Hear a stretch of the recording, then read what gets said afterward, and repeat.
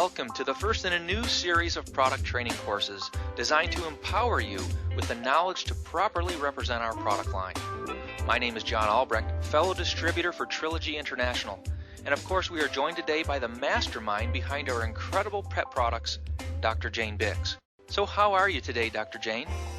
I'm fine, and thank you for having me. I'm so excited. Well, I am really thrilled to be here with you today, Dr. Jane, and I'm equally excited about this product training course. Now, you of all people must realize that there is a ton of misinformation out there on pet nutrition, and hopefully we're going to change a little bit of that here today, and at least we'll equip our representatives with accurate knowledge of our products. But before we just dive right into an analysis of the food, I thought maybe you could share with me and all of our listeners just what made you go in the direction of formulating pet foods. You know, I think that's a good idea because it's always the person behind the pet food that is going to decide what kind of pet food it's going to be. So people should know me. I started in school. I was in Brooklyn, College of Pharmacy, and I was feeding all the stray cats and all the stray dogs. And one day I found this little kitten, about 4 weeks old, with its eyes shut and pus out of its eyes. It had distemper. I wrapped it up, brought it home to my apartment, and I started to call veterinarians in Brooklyn. I started, John, with A, and I was going down the phone book, and every veterinarian said, "We can't help you. The kitten has distemper. We're sorry," and they would hang up. So at V, I finally found a veterinarian that said, "Look, young lady, bring this little kitten in. We'll see what we can do. It's probably distemper." So I bring Tashi in, and the veterinarian gives Tashi an antibiotic, injection, and hands him back to me and said to me, "You are in pharmacy school, so you know how important vital nutrients are to the body.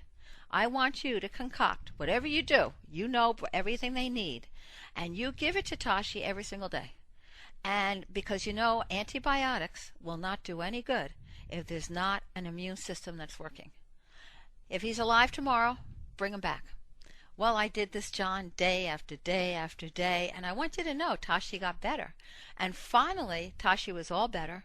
I went to the veterinarian, and I wanted to pay him in payments because I was a student. And he looked at me, he said, "You're going to pharmacy school?" And I said, "Yes, sir, I am." And he said, "You know how you can repay me? How many veterinarians did you go through before you found me?" I said, "Quite a few, sir." And he said, "Why don't you become a veterinarian?" And I thought about it, and I said, "Okay." And Tashi went to veterinary school with me.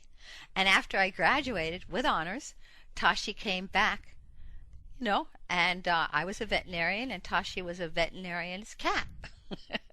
Oh, that's a great story. And now that led you to become a veterinarian, yes, right? Absolutely. And then you obviously took your veterinary skills and translated that somehow into actually formulating for pets like you did with Tashi.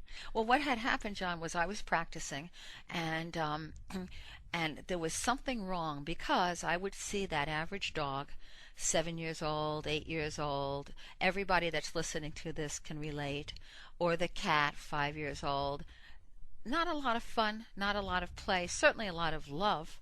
And then I would see the police dogs and the guide dogs, 10 years old, 11 years old. They would walk with their head up, their tail proud. There's a difference. We call it attitude. And my question was, both of them passed their exams, their heart and their youngs. What was the difference? Why did the police dogs, the working dogs, seem so much better? And then I started to look into it, and I said, oh my gosh, the everyday dogs and cats, they were eating supermarket food, off-brand foods, lots of love though. Well, because the other dogs had to perform their duties, they were being fed special foods. In other words, the working dogs had food that gave their bodies what they needed. The other dogs had food to give their bodies some stuff, just enough. Mm-hmm. So I went back and I read all my physiology. I read, all the books I had to, and I started to work with a distributor of 2 big national foods. And from that, I learned all about making food, ingredient selection, and, etc. And I decided that this is where I belong. I want to make, because you know what? Food is the foundation of health. And the dogs and the cats that belong to, Mr. Jones and Mrs. Jones, don't they deserve good health? Sure they do. So that's why I'm here. Well, and let me also ask you this question. Now, it wasn't always a smooth road in the formulating business. And at some point, if I have my story straight, you actually quit. You weren't going to formulate anymore. Can you fill us in on that?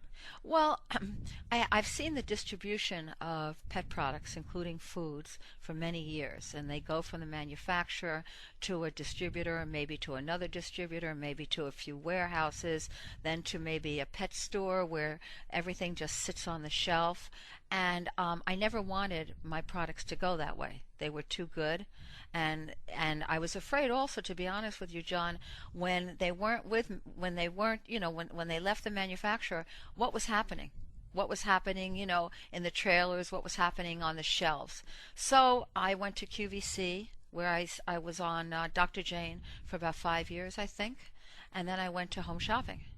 And then after, I had gone there as long as I wanted to, I sat back and I said, there's nothing I can do right now, because I will not go to a store. I just refuse to. I won't go through that method of distribution.